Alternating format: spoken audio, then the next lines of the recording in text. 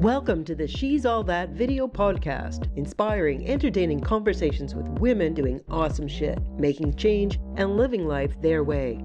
Conversations that'll leave you thinking, damn, I'm glad I heard that. I'm your host, September Smith, and my guest today is author, publisher, and mentor, Tahsha Bennett. A woman of energy and determination, Tahsha was robbed of her livelihood, not one but two careers by two separate traffic accidents, and brought to the lowest point in her life. After years of struggle, Tahsha discovered her path out of despair through writing, authorship, and mentoring others to do the same. Fueled by her credo of love, peace, and prosperity, Tahsha's goal is to inspire those that suffer from mental health to not give up. And today, she's telling me how she does that. She's all that. Today, as I said in the introduction, I am talking to Tahsha Bennett, and Tahsha is an author, and she owns her own growing publishing company, Royal Reads. Yes. Thank you so much for being with me today, Tahsha. Thank you so much for having me, September. I am really, really excited to talk about your book. We are days from your fourth book being published. Yes. What's the name of that book? It's Depression During COVID. Which is a little bit relevant to these times. Yes. Sadly, yes. Oh. Now, before we get into your publishing career and the books that you've already put out, you did not start out as a writer. So, no. I mean, as with all the women that I interview, that I get to know and that I find so fascinating, when they get to the point where they are doing what I refer to as awesome shit, there's been a journey, and it's always an interesting story. Where did your journey start? Okay, so I wasn't always an author, but as a kid, I knew I was an author. I used to write stories all the time, but I didn't have anybody around me showing me that this is what I could do. You would see the big names like Steven Spielberg, stuff like that, and not Steven Spielberg, I'm sorry. Stephen King. Stephen King. Different people like those, and that's what I assumed you just had to be special to become an author. So I kind of just left it as a hobby. But no, then I ended up just going to school, becoming a nurse, practicing nursing. I got in a motor vehicle accident and it messed me up a little bit, so I wasn't able to practice. So I decided to go for cosmetology, got my license in that, and got into another accident. Like what kind of accident are we talking? A motor vehicle accident. Oh. Both on a school bus. And it made me sit and realize the second accident kind of threw my mental, because I couldn't figure out why I kept getting knocked back down. I felt as though I was doing everything right, and I just kept getting knocked back down. So I went into a depression, bad anxiety, post-traumatic stress disorder. It was hard for me to be in cars. It got to the point to where I decided with the pain, anxiety every day, I couldn't take it no more. I became a real mean person. I wasn't nice. So I got to the point where I ended up going to the hospital and saying, either you fix me or I'm dead. I'm out of here. So they got the pain down, and then I had to really evaluate my life and my kids. Can I ask you a question? As a nurse, did that give you the insight to understand what you were going through? It was not only depression, but also PTSD. Yes. Right away, I kind of knew something was really off.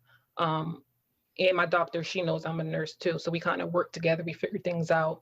And it scared me even more because I seen the other end. I've been the nurse side of it. So I was kind of like, oh my God, they're going to lock me up and I'll never see again, depression, and everything's just running through my head. They're going to put me on these meds. So it's like, it was kind of bad too, to be a nurse. You know too much. Yes. So then, and I also hid it. And that's why, so I knew what they would look for. So I would kind of lie to hide it. Which wasn't helping, because then it wasn't being treated or addressed. And then I explain all this in the book too, is like, sadly, in the Black community, we have the stigma of we don't need therapy. And I grew up, like, even when I came to some family members and said, like, doctor gonna put my medicine, no, don't take the medicine. No, don't claim it. And I had that in me. So in my head, the whole time I'm trying to fight to get off the meds. I'm trying to fight saying nothing's wrong with me. So that's kind of fueled me staying for 2 years. I was in hell. I was in hell for 2 years. 2 years, wow. And then when it finally hit me, it was, I have to change. And when I learned, I started studying, learning how to grab my brain back, my mind, because it's ours. We control it. Nobody else does. We control the mind. What was that something that you knew all along and you just temporarily kind of lost track of that? Like, how did you come to that understanding? And that's the thing. I was raised in a but in a religious home. So everything was kind of outside of me. And like my God was outside of me, and he worked through me. And it didn't click with me. It's nothing wrong with the religion at all. Anybody's practices there, I don't knock anybody. Yeah. But for me, I guess how I had it didn't work. So when I started studying and learning different things, I was learning that being as though God is in me, then I have those powers as well. So that means I can control what's going on, because if it's within me, I got it too. So I started learning how to do that. And when I seen it was working, and then just learning about the law of attraction and the different things that we can do on not a physical level. And it just took off. Now, no, the law of attraction, I actually never, I lived outside of North America until about 12 years ago. So I came back and it was like, the law of attraction. Yeah. When did that hit your radar, and when did that become part of your operation? It's so funny because my husband had actually showed me the movie The Secret. Okay. And it just went over my head. I wasn't ready. It went over my head. I was just like, yeah, whatever. And then I started studying, and it wasn't called The Secret. It was just law of attraction, or just manifesting and speaking things into existence. It's all the same, just different terms. And then my husband was like, I showed you this already. So I went back and watched it. Until you're ready, right? Until you're ready to hear it. Until you're ready. And so when I watched it, I was just like, oh my God, I'm in love. I got like all the books, and I'm in love. But I studied and just started learning and applying, and just learning that I have it in me, that I can do it myself. I don't have to sit and wait. And again, I might just have learned the wrong way, but I was believing that unless I was chosen, or if it was just meant, then it would work for me, or God would give it to me. And once I learned that it's in me, so I can have what I desire, I can do what I desire. That's when it hit me. That's when. So no, I wasn't always like, no. So for 2 years, you're dealing with the aftermath of your accident and everything being, your careers being taken away from you. And you see this. What was a light bulb moment that was like, well, I'm going to be an author and start a publishing company? Well, it was when I was tackling the depression and the anxiety. And one of the methods, which is mentioned in the book, is to journal. I ran from it. I was in group therapy, or my therapist, do journaling, reading, journaling is great. And I'm like, no, I don't see how that's gonna work. And I ran from it. I literally ran from it. But then after I got to the low point, I said, I have to try any and everything at this point. Not any and everything, but I have to try the tools that were given to me.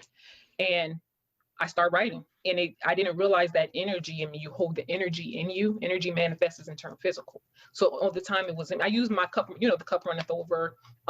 If my cup is empty, how can I give anything? But if my cup is running over, that spills out into the world, whether it's good or bad.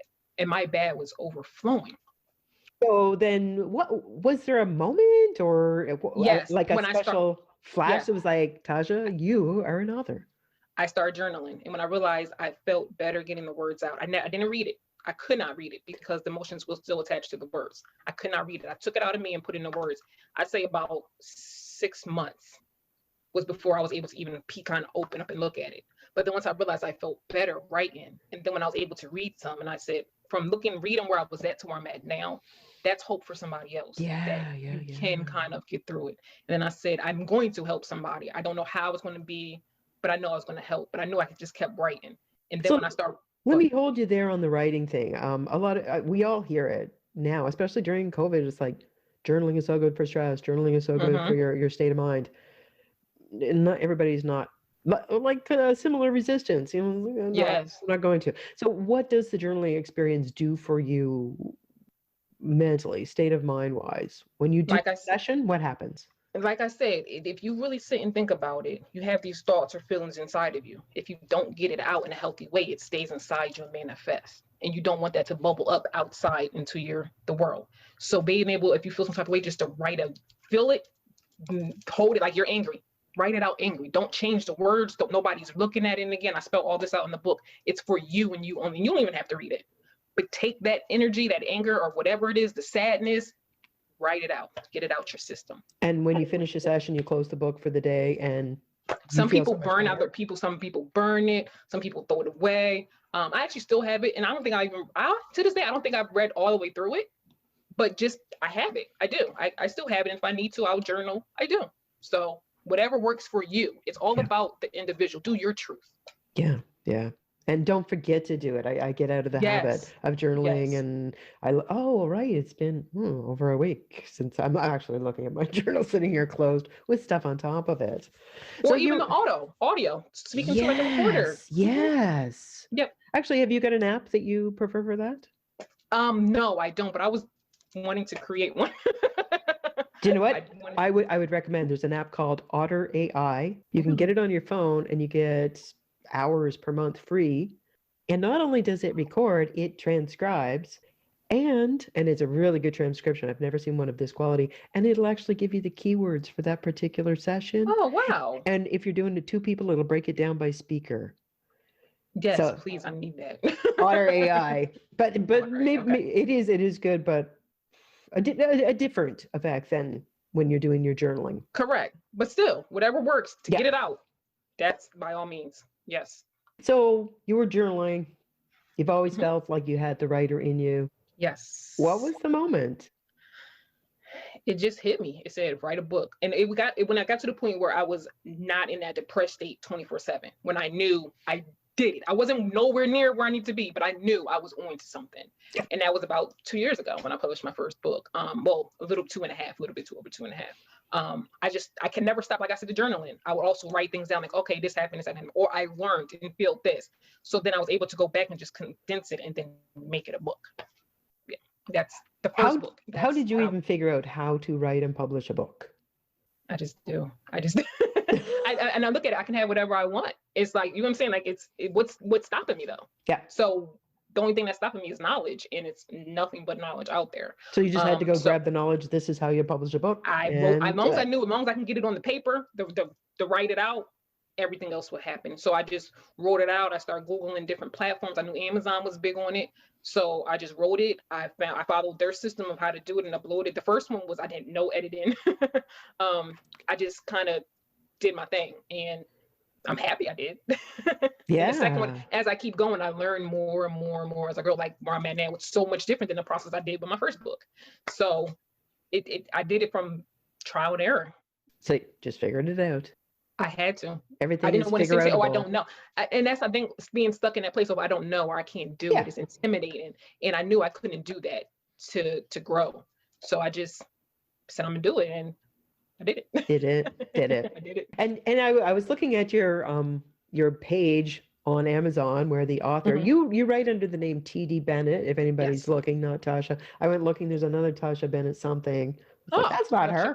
Yeah, so you're T.D. Bennett. And I was looking at your books. I was really surprised. They are really, really accessibly priced. Yes. And I don't, my objective is not to profit, like make a killing. I mean, it would be beautiful, of course. Prosperity is what I do desire. However, I do want peace and love. So I put that in my books, and that's kind of like the main focus when I push out my books, that people get the message, that people can find that peace in their life if they're down and depressed and maybe feel some type of way, that they are loved. I am connected to everybody, so I love everybody because I want people to love me. So that was my purpose of my books. Are not priced high at all. Yeah. At all. No. Yeah, I was amazed. Well, yes. So it's actually a gift to your readership and the community, and people who need your help. Yes. Oh, that's amazing. So the name Royal Reads that you've chosen for your publishing house, and where did that name come from? It's funny. I grew up always saying I was a queen. I always said it. I'm a queen. So once I started learning more, it's just like, I'm a queen. I'm royalty. And I attach royal to everything.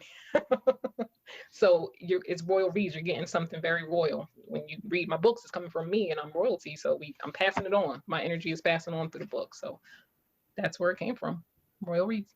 So you've got Royal Reads Publishing Company, and you were telling me that you have a vision for that company. What's that?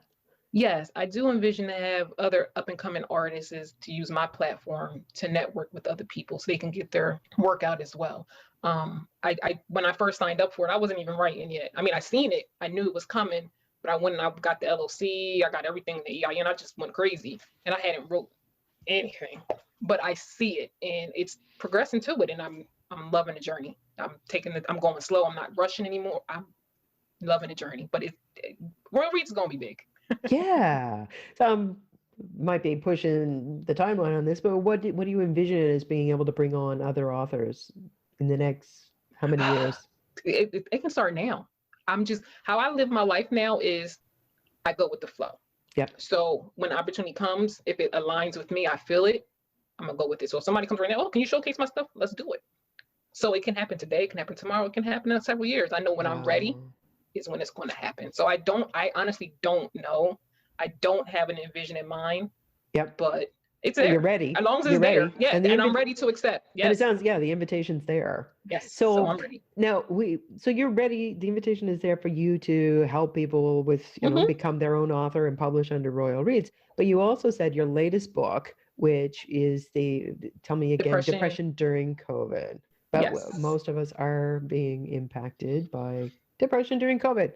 Yes. So tell me a little bit about this book, which should be published probably December 17th. Yes, it's coming out December 17th, which for us, because we're recording on the 11th, is really soon.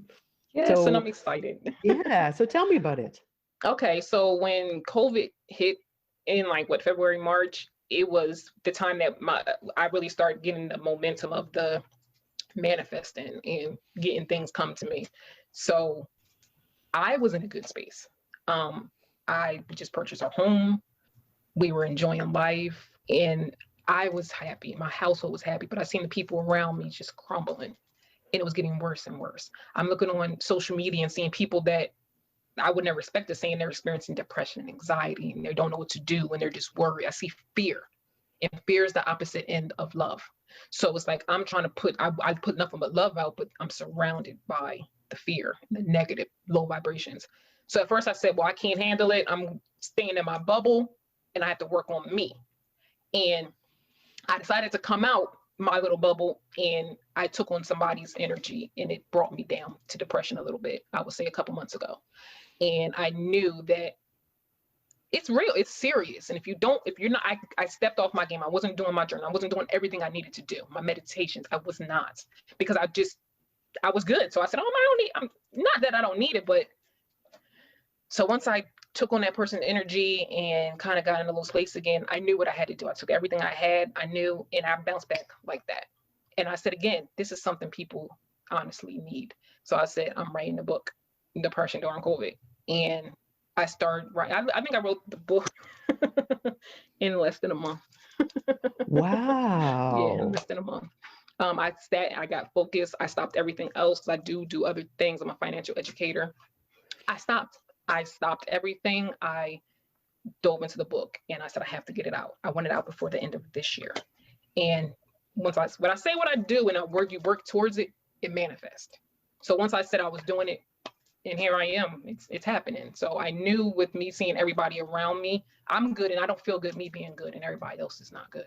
So that's where this book came from, just to help. If I can help, again, 1, 2, 3 people, I'm happy because I know I did something to help somebody else. Yeah. And what you said about, I know I can't be good if everyone else around me isn't good. I think that really speaks to something that the pandemic has really made obvious, which is, that overused phrase, we're in this together. Yes. But a society can be judged on how, it treats everyone from the highest to the lowest. And we can't just go like, I'm fine. I don't care about all you other people going through all this stuff. Like, we all kind of have to, it impacts us. Yeah, it hurts. Yeah. And we've all got to kind of realize that it's not just us. Correct. Yeah. So you're sharing this through, that's a huge gift. Yes. Methodologies and approaches for people to actually deal with the depression in COVID. Yes. I even break down what depression is so we can kind of get to the nitty gritty of it so we can kind of reverse it. Like I break it down and help doing different things. It comes down to when you read it, you can't just read it and say, oh, it don't work. You have to do it. You have to try. Yeah. And I'm a big person. I was given the tools and I did not use it. Here's the tools. Try it. Really put your all into it and say mentally, it works. You really do. And I think we have to know that right now, especially, governments are just strapped to the max, and or they just don't seem to care and want to do anything. No names. you do have to know that it's in your hands. I mean, you It can't is. wait for somebody else to fix this. Correct. So if you get the tools and some insight and some methodologies you can Correct. be using, yeah, you got to do the work. Correct. And that's what I kind of help with. And I have people come to me outside of the book, and like I said, I want to do a one-on-one and help other people too, because if I can do one-on-one with people and kind of get to there, because everybody's an individual, so everybody doesn't have the same needs. Everybody's depression is not the same. Everybody's Yeah, anxiety is not the same. And yeah. everybody to kind of get through it. And I say that too. You might not use all the techniques in the book, but you might use some, where some can use all and need all of the techniques. So everybody is individualized, and it's something that I'm very, very passionate about. So I have a question. Like, Hmm. we know there's a stigma around mental health, and I Yes. mean, it actually is an obstacle to people helping themselves in many instances. So Hmm. in the book, does it help people kind of understand how to get past that stigma and to actually feel no shame in Yes, owning it and therefore owning the process out of it? that is technically, no, not technically, that is like the first step is to accept. Remember, I said I refused to even accept what was going on with me. I refused to acknowledge what was happening to me. You can't go forward if you don't acknowledge it's happening. Yeah. It's a matter of what you do after. And that's where the tools also come in. So yes, the first aspect that you need to establish, you can't get past it if you don't accept what's going on with you, even if it's something that an issue that caused depression, or a medical condition or something that keeps you low, or anxiety. Accept it. Accept that it's Yeah. going on. Accept that you're okay. Accept that you're still here. Accept it. Now what are we going to do to kind of get to a better vibration? So yes. Nice. So your book is going to be able to walk people through that, but I had asked you before we started recording, so are you Mhm. going to actually, because people are going to want to talk to you about this. People are going to want to Yes. go to the source and maybe get the personalized help. So I asked you, are you doing any workshops? And you said, I am in the process now of creating a free online course that breaks down everything. And it's going to got to give me some time, but I'm breaking it all down to the signs, so you can understand exactly what's going on, so we can reverse it. And I will, that's free. I will offer one-on-one. It won't, again, I don't want to break anybody's pockets. mhm, So it's not really for profit. It's more so for in exchange. I feel as though when you give exchange, brings value too. yeah. So that's the only reason why I'm charging for that. But yes, I will be offering a one-on-one course as well as a free course to get down to people's needs, because like I said, it's specific to everybody's needs. It's not a one size fits all. So you're going to be busy. You got this book coming out. You're going to be turning it into an online course, and in addition to that, you'll be doing one-on-one work with people. Have you got Yes. plans for future books? Have you already kind of Oh, got that's, them? yeah. Oh, yes, I have tons. Yes. I have a list of things, books. I actually, in the middle of, before COVID, the depression during COVID, I actually was writing my first sci-fi book. And yes, and that's going to Wow. be a series. I'm really excited about that. And I said like I said, I put everything on hold. I had to stop writing that Yeah. to jump into the depression during COVID. But So yes, it's a I'm working on that. series. It's a series. Yes. I I firmly love it. believe, and I mean, I've been impacted by, who hasn't been impacted by depression during this? This Hmm. is in our lifetime. We have never seen such a This. mind bender as Yes. what we're going through, and the uncertainty. Uh, I have my theory is you need to have to keep yourself on the straight and narrow. You need to have a mission. You got to have a Yes. goal, and you got to be passionate about it, and you got to work towards it. Yes. And I say boredom is depression's sister. If your brain is not doing something, and more so doing something productive along the lines of what you're supposed to do, what you're aligned to do in this, in your life, what's your purpose, then Hmm. that's where negative things can interfere and the depression can set in. And that's why my book is good for any, the severity of depression where you might not need meds, as well as if you do need meds.